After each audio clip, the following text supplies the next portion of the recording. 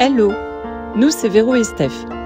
Nous parcourons le monde avec notre Sprinter 4x4. Nous voyageons au rythme de nos envies.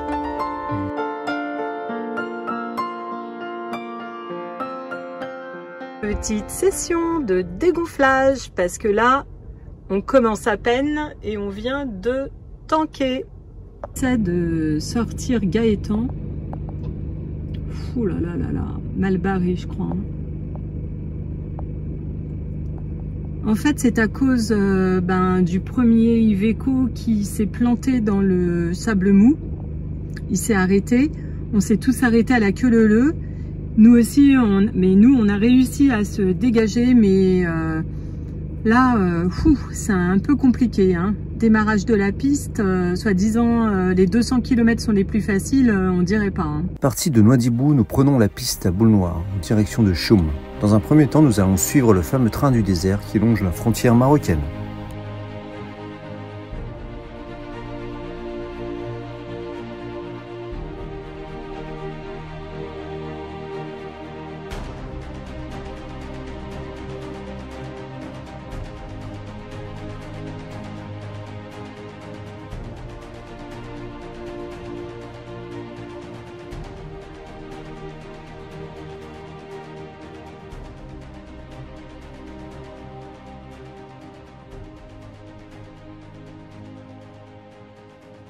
Effectivement, les 200 premiers kilomètres sont très roulants, sans difficulté. Nous sommes dans cette immensité de désert, ce sable blanc qui nous éblouit. C'est magnifique.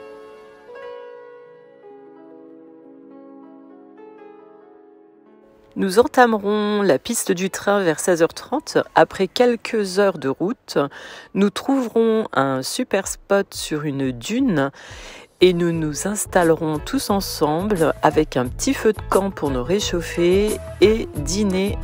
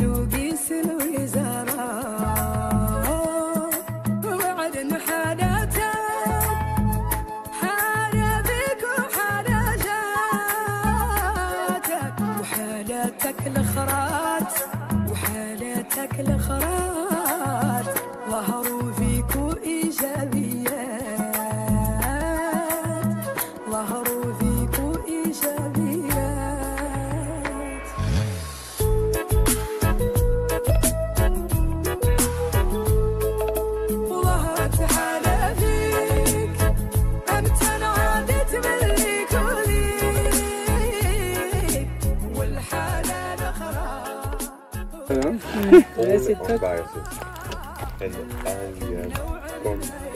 On a fait ça au Maroc.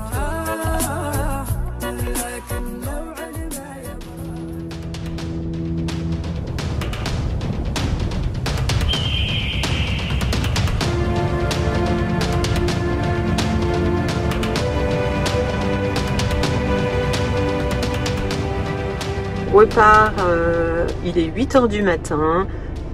Le soleil est déjà super présent.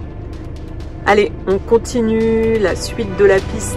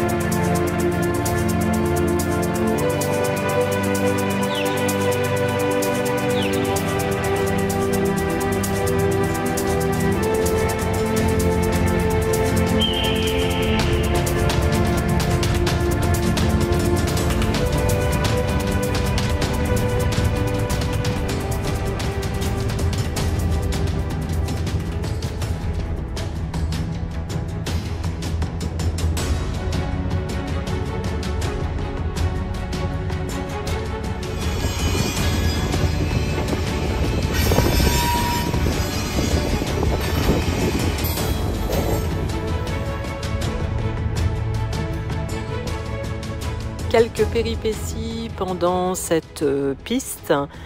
Gaëtan perdra son coffre et puis sa roue de secours qui était mal attachée. Nous n'avons pas fait demi-tour parce que en revisionnant toutes les vidéos pour voir à quel moment il avait perdu sa roue de secours, ça remontait bien plus loin et du coup voilà, on a continué comme ça.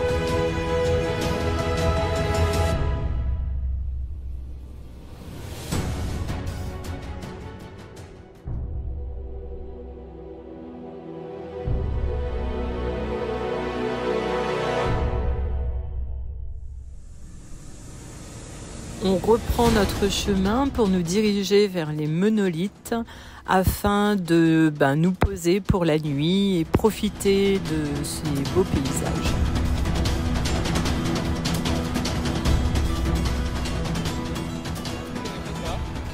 Petit enlisement pour Dominique. Steph est venu le chercher, donc là on sort le matériel pour pouvoir le tirer. Donc la corde cinétique et puis on met bien les manilles dans les bons crochets.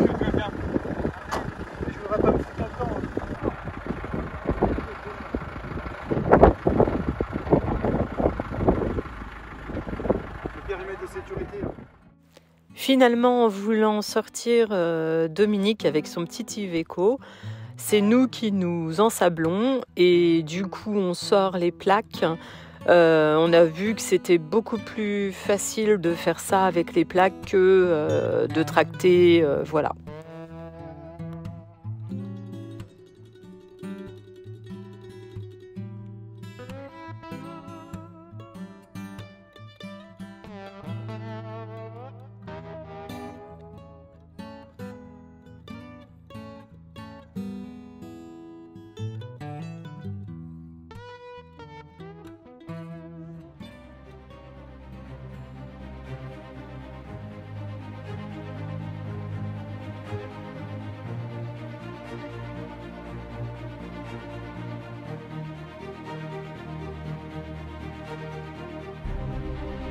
Pour la suite de la piste, le sable commence à être un petit peu mou et puis assez dense. Nous prenons une décision, les deux sprinteurs prennent la tête du convoi parce que Dominique avec son petit Iveco et puis Hans et Peter en Land Rover vont beaucoup trop lentement pour nous et comme ça nous éviterons des tankages pour rien du tout.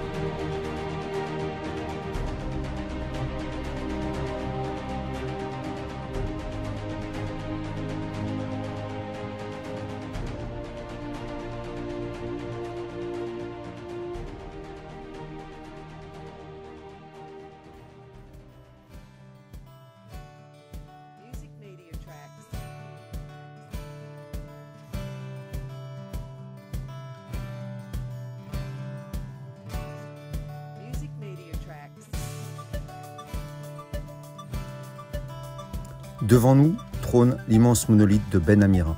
Avec ses 550 mètres, c'est le troisième plus haut du monde après deux monolithes australiens. Sa couleur sombre offre un contraste saisissant avec le désert de sable qui l'entoure. En attendant que les copains trouvent un spot auprès de ces monolithes, je profite de ce grand espace pour pouvoir conduire le sprinter et je m'éclate.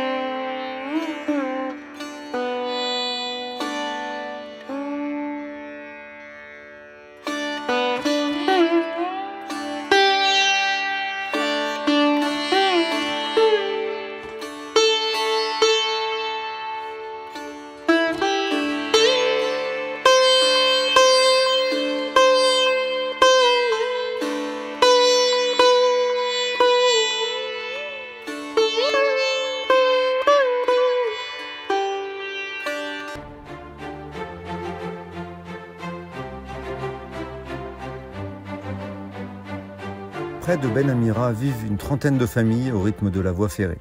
En fin d'après-midi, tout le village est en ébullition. Non, pas pour le minéralier, mais pour un train encore plus important, le train-service. Une fois par semaine, ils sont ravitaillés en eau, en carburant, en bétail et en marchandises.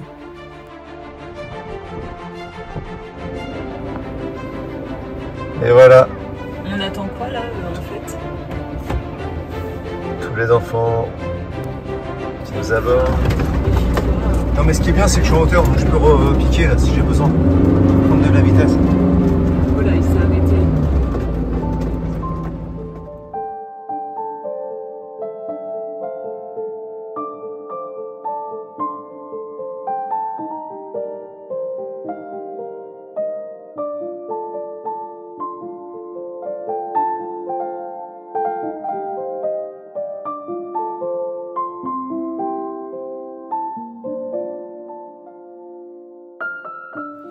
Au milieu de nulle part sur notre route, nous rencontrons un chamelier. Nous nous arrêtons pour échanger avec lui. En fait, il avait besoin de quelques vêtements, donc on fait les fonds de tiroir et on lui donne ce que l'on a.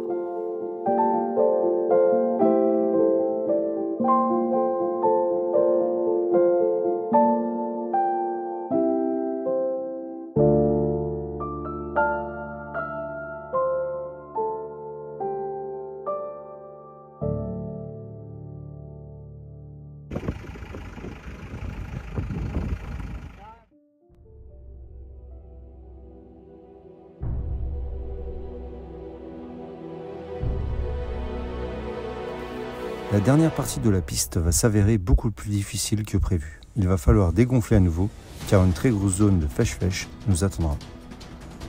À cette occasion, aucun ensablement ne sera à déplorer.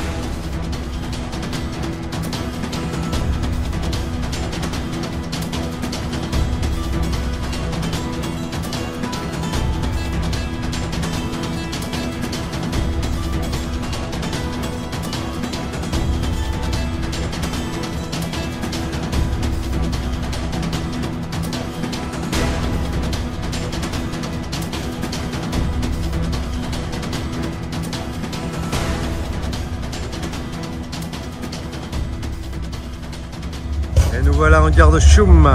Choum.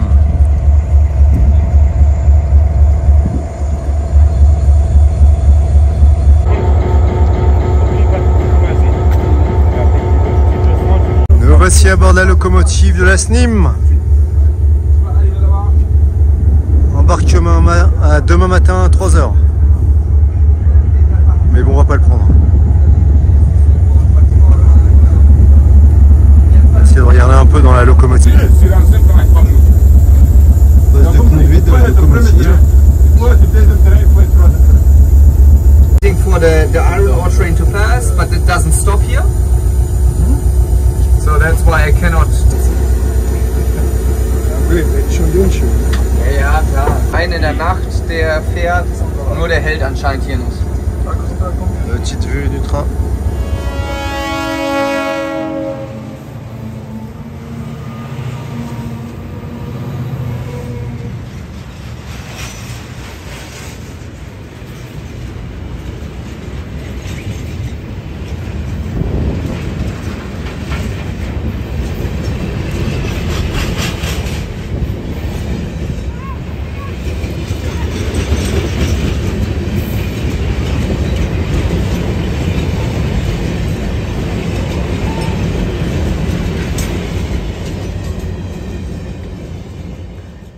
Nous rejoindrons Attar avec 3 véhicules et nous laisserons Dominique qui voulait tenter l'expérience de prendre le train.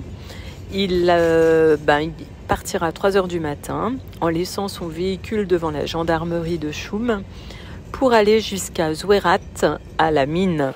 Et il nous retrouvera 2 jours après à Attar pour pouvoir continuer notre chemin ensemble.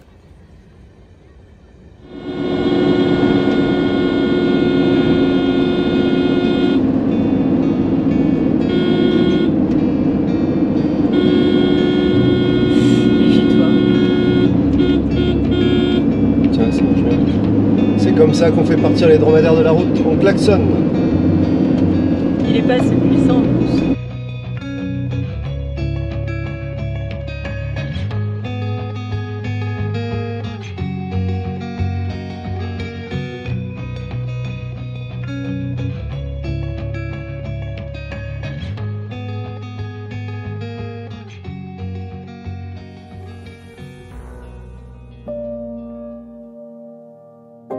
La route entre Choum et Attard est vraiment splendide. C'est vraiment un serpent goudronné qui passe dans cette immensité de désert, que ce soit sableux, que ce soit rocailleux, rocheux, c'est vraiment splendide.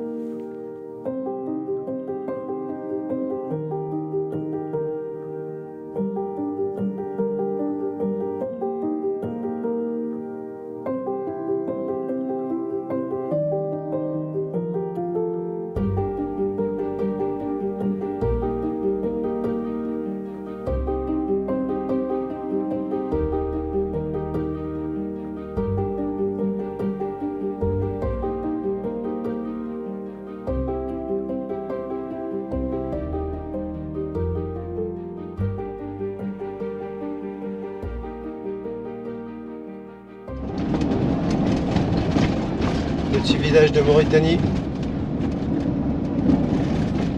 Là, on est bien en Afrique. Hein. Bah, c'est vrai que quand on a fait tout le désert, c'était super propre, nickel. Et dès que l'on arrive dans les villes, on voit le plastique qui traîne partout. Ouais.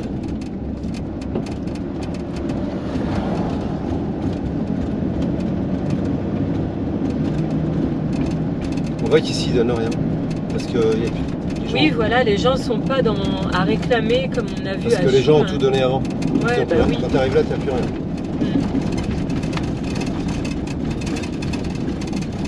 Il est grand ce village quand même. T'as vu, il y a des constructions neuves sur la gauche. Ouais. Belle voiture, belle Mercedes.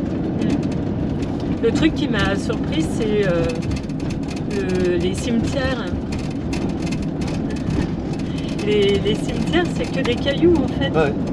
Ben au moins ils sont pas embêtés eux, hein.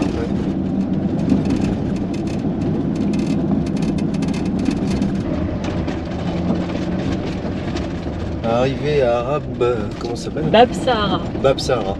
Petit camping, on va aller voir ce que ça te vaut. Camping hôtel.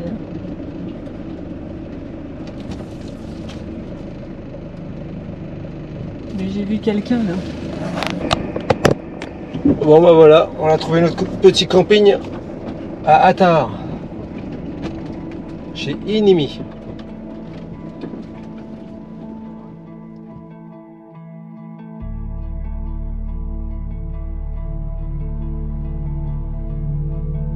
Si vous avez aimé notre vidéo, mettez un pouce et n'oubliez pas de vous abonner et d'activer la cloche pour suivre nos aventures.